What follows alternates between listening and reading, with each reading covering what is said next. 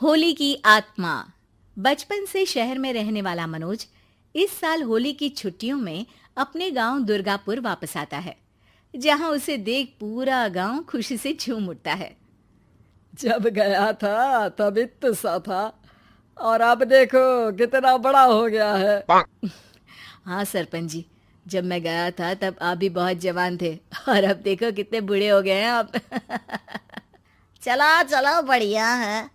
बच्चा घर वापस आ गया। इसी खुशी में आज रात पार्टी होगी। क्या बात है, गांव में भी पार्टियां होने लगी। वैसे अगर पार्टी की बात है तो आज क्यों सीधा होली पार्टी करते हैं। होली पार्टी की बात सुन चहल पहल में अचानक सन्नाटा छा जाता है, जिसे देख मनोज को कुछ अजीब लगता है, लेकिन तभी सरपंच बात पलट देता है। अब बहुत देर हो गई, चलो सब अपने घर चलो, पार्टी के बारे में कल सोचेंगे। मनोज भी मम्मी पापा के साथ घर आ जाता है, पर होली पार्टी और उस पर पूरे गांव की खामोशी वाली बात अभी तक उसके जहन से निकलती नहीं। पापा, होली पार्टी की बात पर सब चुप क्यों हो गए थे? अरे होगी उनकी कोई अपनी बात। मुझे गांव की पंचायत ही थोड़ी पता है। थक गया हूँ, चलो सो जाते हैं, कल बात करते हैं। पापा की बात मानते हुए मनोज भी सोने चला जाता है।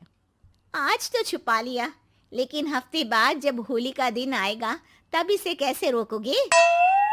अगली सुबह सूरज के साथ ही मनोज भी गांव घूमने निकल जाता है, जिस पर रास्ते में उसे अपनी ही उम्र के कुछ लड़के भी मिलते हैं, जिनसे दोस्ती कर अब वो उनके साथ घूमने लगता है। इसी तरह कुछ दिन बीत जाते हैं और होली नजदीक आने लगती है। दोस्तों, होली में 4 दिन ही बचे हैं, पर गांव में उसकी कोई तैयारियां क्यों नहीं दिख रही? क्योंकि यहाँ होली नहीं मनाई जाती। अरे पर ऐसा क्यों? वो राजा भूषण। अरे तुम 4 दिन के लिए आए हो, क्या इतना सोच रहे हो? चलो कुछ खाने चलते हैं। इसी के साथ एक बार फिर होली की बात को टलते हुए देख मनोज को शक होने लगता है।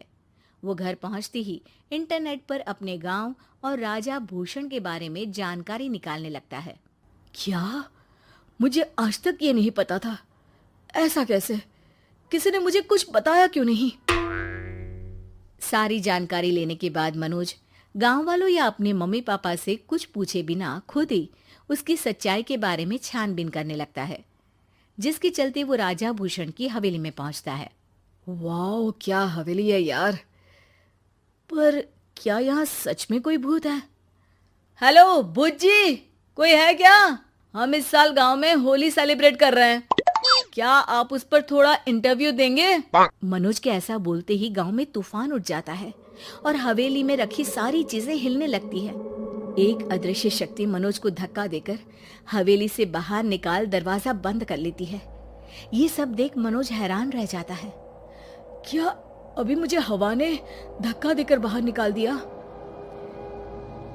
मेरे होते हुए इस गांव में कभी होली नहीं मन सकती, इसलिए दोबारा ऐसी कोशिश भी मत करना, अंजाम बुरा होगा।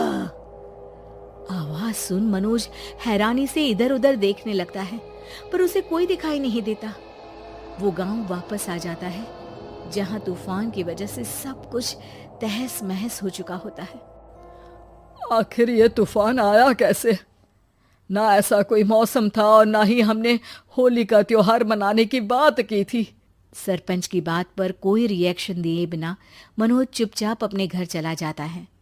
इस तरह देखते ही देखते होली का दिन भी आ जाता है और मनोज रंग लेकर गांव में निकल जाता है, लेकिन गांव पूरी तरह खाली होता है।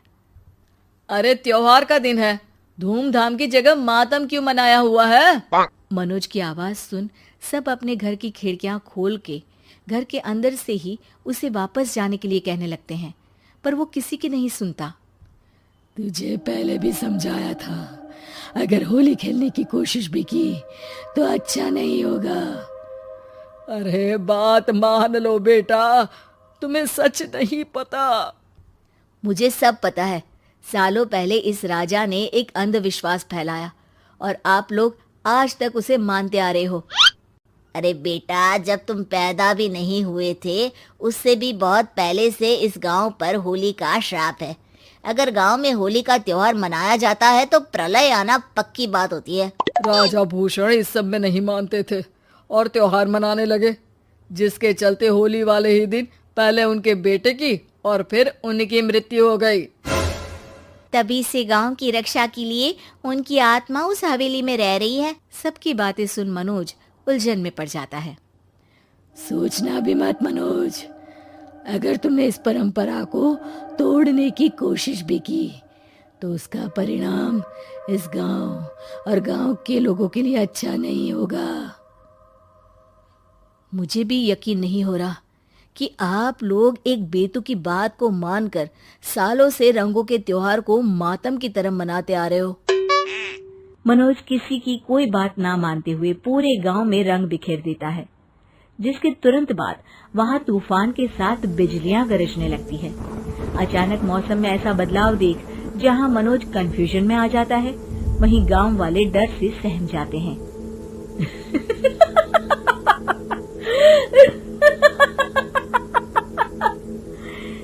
इस लड़के ने हमारे जैसे सिर्फ अपने स्वार्थ के लिए नहीं बल्कि पूरे गांव की खुशियों के लिए यहाँ होली मनाई है, जिस वजह से अब इस गांव पर होली का श्राप टूटता है।